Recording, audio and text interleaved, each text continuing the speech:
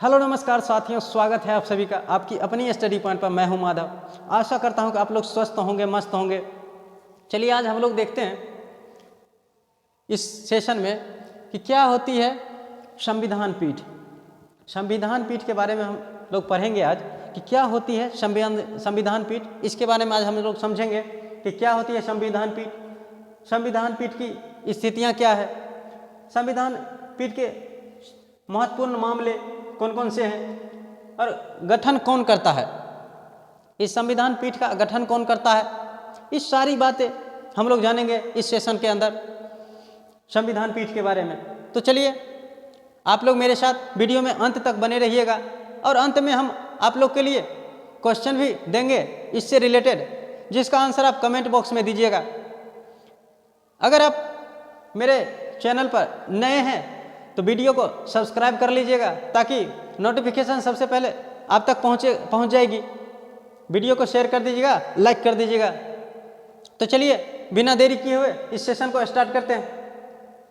तो देखिए संविधान पीठ क्या है, इसके बारे में हम लोग देखते हैं। यह सर्वोच्च न्यायालय की एक पीठ होती है जिसमें 5 या उससे अधिक न्यायाधीश शामिल होते हैं।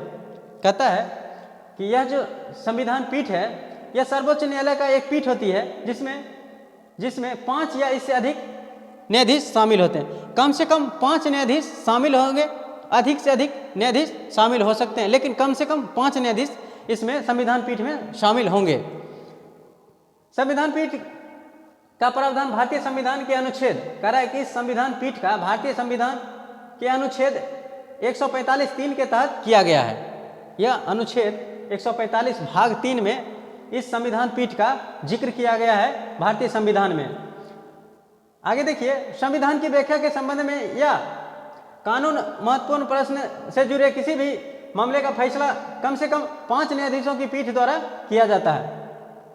इसमें जो भी फैसला लिया जाता है कम से कम 5 न्यायाधीशों की एक समूह होती है जिसे संविधान पीठ के नाम दिया गया है। कम से कम उसमें 5 न्यायाधीश होने चाहिए, अधिक हो सकते हैं लेकिन कम से कम 5 न्यायाधीश होने चाहिए। ऐसी पीठ को संविधान पीठ कहा जाता है। ऐसे पीठ का जो गठन किया जाता है उसे संविधान पीठ का नाम दिया गया है।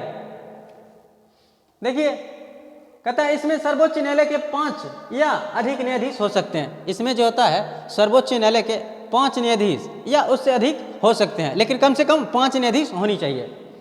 उसके बाद कहता है कि भारत में बेंच यह अस्थाई है। कहता है कि यह जो बेंच होती है यह अस्थाई होती है और मामले के निपटारे के बाद इसे भंग कर दिया जाता है। कहता है भारत में यह बेंच जो होती है यह अस्थाई रूप से नियुक्त किया जाता है या गठन किया जाता है और मामले के निपटारा के बाद इसे भंग कर दिया जाता है। उसके बाद आगे देखते हैं कि हालांकि इन पीठों का गठन नियमित तौर पर नहीं होता है।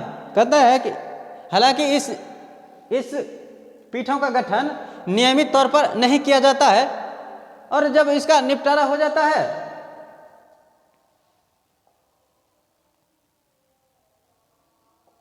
देखिए कहता है नियमित तौर पर नहीं किया जाता, जब मामले का निपटारा हो जाता है तो इसे भंग कर दिया जाता है।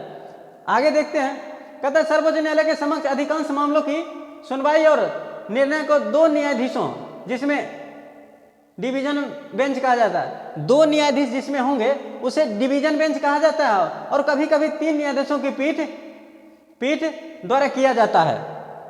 कभी कभी 3 न्यायाधीशों की पीठ द्वारा किया जाता है, कभी 2 न्यायाधीशों के पीठ द्वारा किया जाता है। 2 न्यायाधीशों के पीठ को डिवीजन बेंच कहा जाता है।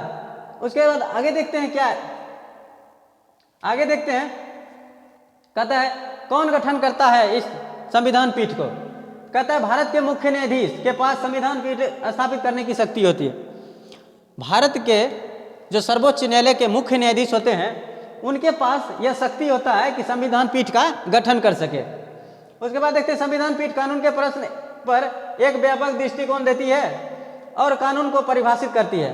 कहता है कि यह जो संविधान पीठ है कानून के जो उलझे हुए प्रश्न होते हैं उस पर व्यापक दृष्टिकोण देती है और कानून को परिभाषित करती है और कानून को परिभाषित भी करती है यह पीठ।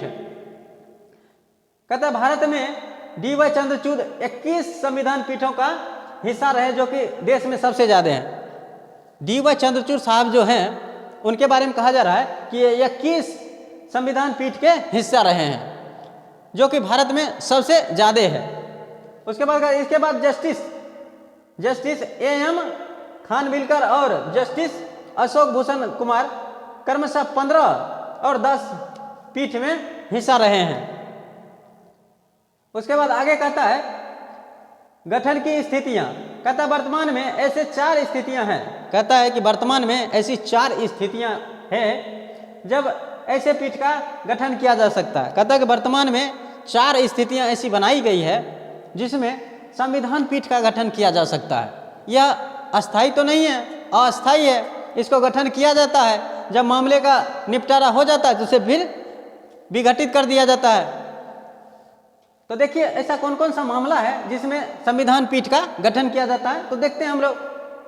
यदि किसी मामले में संविधान की व्याख्या से संबंधित कानून का महत्वपूर्ण प्रश्न शामिल हो तो उसमें संविधान पीठ का गठन किया जाता है।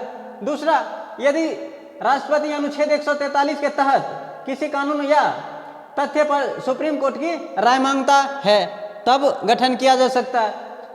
इसके बारे में कहा जा रहा है कि इस मामले में हालांकि शीर्ष अदालत का निर्णय राष्ट्रपति के लिए बाध्यकारी नहीं है और वे एक अलग दृष्टिकोण ले सकते हैं। कहता है कि जो सुप्रीम कोर्ट के द्वारा सुझाव दिया जाता है यह राष्ट्रपति के लिए बाध्यकारी नहीं होता है, लेकिन यह एक अलग दृष्टिकोण ले सकता है।